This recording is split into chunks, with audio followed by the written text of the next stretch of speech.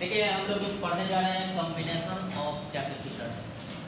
आप याद कीजिए जब आप क्लास 10th में थे तो आप पढ़े थे कॉम्बिनेशन ऑफ रजिस्टर्स।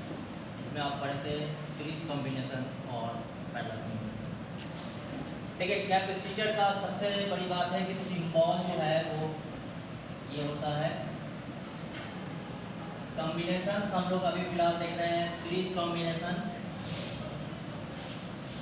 और दूसरा कॉम्बिनेशन है पैरेलल कॉम्बिनेशन। मिक्स्ड कॉम्बिनेशन भी होता है, लेकिन पहले इन दोनों को समझते हैं। सीरीज कॉम्बिनेशन वैसे कॉम्बिनेशन को कहते हैं इसमें capacitor one after the other placed. Capacitor कैसे प्लेस्ड हो, one after the another. In fact मैं ये कहना चाहता हूँ कि सीरीज कॉम्बिनेशन में एक कैपेसिटर आपका ये है, दूसरा ये है, तीसरा ये है, so on and so fourth, और इसके अक्रॉस एक बैटरी लगा हुआ है। ओके, ये हाई पोटेंशियल पे है, ये लो पोटेंशियल पे है। बैटरी चार्ज सेंड कर रहा है क्यू, तो इस पे चला जाएगा प्लस क्यू, और इधर सेंड कर रहा है माइनस क्यू, इस पे चला जाएगा माइनस क्यू, ये प्लस क्यू, ये माइनस क्यू, ये प्लस क्यू और ये माइनस क्यू। ओके, तो एक ऐसा कॉम्बिनेशन जिसमें capacitor one after the another placed हो उसको सीरीज कॉम्बिनेशन कहते हैं। जबकि पैरेलल कॉम्बिनेशन में क्या होता है कि सारे कैपेसिटर का एक प्लेट एक कॉमन पोटेंशियल पे और दूसरा प्लेट एक कॉमन पोटेंशियल पे हो। जैसे आप यहाँ पे देख पा रहे हैं कि मैंने कॉम्बिनेशन लिया है, इसके क्रॉस में भी वोल्ट का बैटरी कनेक्ट कर रहा हूँ। ये प्लस है, ये माइनस है, तो जो पोटेंशियल यहाँ का है वही पोटेंशियल यहाँ का है। इस प्लेट ये प्लेट और ये प्लेट सब कॉमन पोटेंशियल ये पे है, एक के पोटेंशियल के बराबर है, और दूसरा जो प्लेट है वो एक कॉमन पोटेंशियल जो यहाँ पे निगेटिव है उसके इक्विवेलेंट है। तो इसमें क्या होता है कि आप चार्ज सेंड करते हैं और इसके क्रॉस अगर मान लीजिए कि वोल्ट पोटेंशियल V1 है, इसके क्रॉस अगर V2 है, इसके क्रॉस अगर V3 है, इसका कैपेसिटेंस अगर C1 है, इसका कैपेसिटेंस अगर C2 है, इसका कैपेसिटेंस अगर C3 है, तो इसमें V is equal to V1 plus V2 plus V3 होता है। जबकि कैपेसिटर पे सीरीज कॉम्बिनेशन में कैपेसिटर पे चार्ज सब पे क्या होता है, सेम होता है कि डिफरेंट होता है। क्योंकि यहाँ पे भी प्लस क्यू है, यहाँ पर भी प्लस क्यू है, यहाँ पे भी प्लस क्यू है। कैपेसिटर पे चार्ज का मतलब ये होता है कि charge on the positive plate of the capacitor. Okay, यहाँ पर क्या होता है कि इसके क्रॉस भी पोटेंशियल डिफरेंस V ही है, इसके क्रॉस भी पोटेंशियल डिफरेंस V है, इसके क्रॉस भी पोटेंशियल डिफरेंस V है, इसके क्रॉस V है। तो यहाँ पर क्या देख रहे हैं कि डिवीजन ऑफ पोटेंशियल हो रहा है। यहाँ पे क्या हो रहा है, division of potential. Series combination में, इनफैक्ट सीरीज कॉम्बिनेशन में डिवीजन ऑफ पोटेंशियल हो रहा है। डिवीजन ऑफ पोटेंशियल या वोल्टेज के लिए हो रहा है। जबकि पैरेलल कॉम्बिनेशन में क्या हो रहा है कि अगर ये चार्ज Q सेंड करता है तो इसमें चला गया अगर Q1, इसमें चला गया अगर Q2 और इसमें चला गया अगर Q3, इसका कैपेसिटेंस C1 है, इसका कैपेसिटेंस C2 है, इसका कैपेसिटेंस C3 है, तो इसमें आएगा माइनस Q1, इसमें आएगा माइनस Q2 और इसमें आएगा माइनस Q3, और इधर से माइनस Q जाएगा और Q is equal to Q1 plus Q2 plus क्या Q3। यानी पैरेलल कॉम्बिनेशन में क्या हो रहा है, डिवीजन ऑफ व्हाट, चार्ज हो रहा है। डिवीजन ऑफ क्या हो रहा है, चार्ज हो रहा है।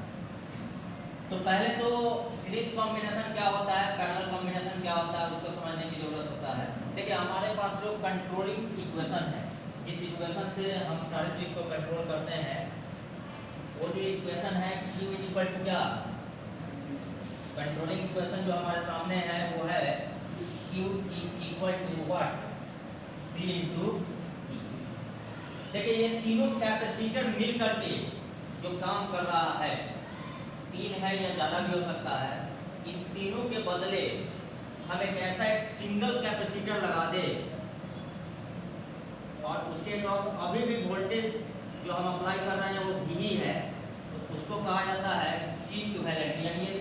मिल करके जो काम कर रहा है, तो कैपेसिटर एक्चुअली करता क्या है, एनर्जी को स्टोर करता है। ओके, तो ये तीनों मिल करके जो एनर्जी को स्टोर कर रहा है, ये तीनों के बदले हम एक सिंगल कैपेसिटेंस का कैपेसिटर लगा दे जो वही काम करे, एनर्जी उतना ही स्टोर करे, तो उसको कहा जाता है सी इक्विवेलेंट। यहाँ भी सेम उसी तरीके से हम समझ सकते हैं कि ये तीनों पैरेलल में कनेक्ट होकर के जो काम कर रहा है, तो कैपेसिटर का जो मुख्य काम है वो एनर्जी को क्या है, स्टोर करना होता है। तो यहाँ पर भी आप देख पा रहे हैं ये कैपेसिटर है और इसके अक्रॉस ये सी इक्विवेलेंट हो जाएगा और ये भी लगाएगा। तो पूछा जाता है कि सीरीज कॉम्बिनेशन में सी इक्विवेलेंट क्या होगा और पैरेलल कॉम्बिनेशन में सी इक्विवेलेंट क्या होगा। देखिए यहाँ पे V is equal to V1 plus V2 plus V is equal to V1 plus V2 plus V3 है। कंट्रोलिंग इक्वेशन ये है। तो V मतलब हुआ, हम इक्विवेलेंट कैपेसिटेंस की बात कर रहे हैं, तो V जो यहाँ से हो जाएगा वो हो जाएगा कितना, Q अपॉन C इक्विवेलेंट। तो V जो हो गया विच इम्प्लाइज V आपका क्या हो जाएगा, Q अपॉन क्या, C equivalent is equal to V1। V1 का मतलब हो गया Q अपॉन C1 और V2 Q अपॉन C2 और V3 Q अपॉन क्या, C3। तो यहाँ से देख पा रहे हैं कि 1 अपॉन C इक्विवेलेंट जो आपका आ रहा है वो आ रहा है 1 upon C1 plus 1 upon C2 और प्लस 1 अपॉन क्या, C3 आ रहा है। अगर n कैपेसिटर अगर आपके सामने आ रहा है तो 1 आफ्टर द अदर, तो उसका सिंपल फार्मूला होता है, ऐसा ही दिमाग में रखें, ये आपका वोल्टेज V है, ये C1 है, C2 है, C3 है and so on and so fourth. तो ऐसी स्थिति में ये सब मिल करके जो काम कर रहा है, उसके बदले अकेला जो काम करेगा उसका सी इक्विवेलेंट जो निकलेगा। इस फॉर्मेट को देख लीजिए, सीरीज का ये फॉर्मेट है, 1 upon C equivalent equal to 1 upon C I run from 1 to n। अच्छा, यहाँ पर आप देखिए 1 upon C equivalent equal to 1 upon C1 plus 1 upon C2 plus so on 1 upon Cn, यानी इसको इसको इसको ऐड कर रहे हैं तब ये आ रहा है। इसका मतलब है कि ये वाला जो टर्म है वो इससे भी बड़ा है, ये वाला टर्म इससे ही बड़ा है, ये वाला टर्म जो सबसे बड़ा है उससे ही बड़ा है। तो इसका मतलब ये हुआ कि 1 अपॉन सी इक्विवेलेंट की बात करें तो 1 अपॉन सी इक्विवेलेंट जो आप देख रहे हैं 1 upon C equivalent is greater than 1 upon Cn, यानी सी इक्विवेलेंट जो होगा वो लेस देन Cn। मैं ये कहना चाहता हूँ सीरीज कॉम्बिनेशन में जो इक्विवेलेंट कैपेसिटेंस होता है, उस कैपेसिटर के कॉम्बिनेशन में जो सबसे छोटा होगा उससे भी वो वैल्यू क्या होता है, छोटा होता है। क्या होता है, छोटा होता है। ठीक है, पैरेलल कॉम्बिनेशन का हिसाब किताब देखते हैं तो Q इज इक्वल टू क्या है आपका, Q is equal to CV है। Okay, Q is equal to CV आप यहाँ पर देख पा रहे हैं। ओके, तो यहाँ पर जो हमारा केस है, इसी इक्वेशन को हम आगे प्रोसीड करते हैं। तो देखिए Q is equal to Q1 plus Q2 plus Q3 है। ये किस कॉम्बिनेशन के लिए है, चार्ज का डिवीजन किसमें होता है। तो याद रखने का तरीका मैं बताता हूँ, CD Q और कॉन V। सीरीज में चार्ज सेम रहता है और पैरेलल में क्या सेम रहता है, पोटेंशियल सेम होता है। तो जिसमें सीरीज में Q सेम है तो क्या डिवीजन होगा, पोटेंशियल का डिवीजन होगा, और पैरेलल में V सेम है तो डिवीजन होने की किसकी गुंजाइश रहेगी, चार्ज का। क्या चीज का होगा, चार्ज का। तो ये बात आपको दिमाग में रखना है। और कंट्रोलिंग इक्वेशन आप जानते ही हैं कि Q इज इक्वल टू क्या होता है, C इंटू V होता है। तो C equivalent into V is equal to C1 into V plus C2 into V और प्लस C3 इंटू क्या, V। तो पैरेलल कॉम्बिनेशन के लिए C इक्विवेलेंट जो हो गया वो हो गया C1 प्लस C2 प्लस क्या, C3।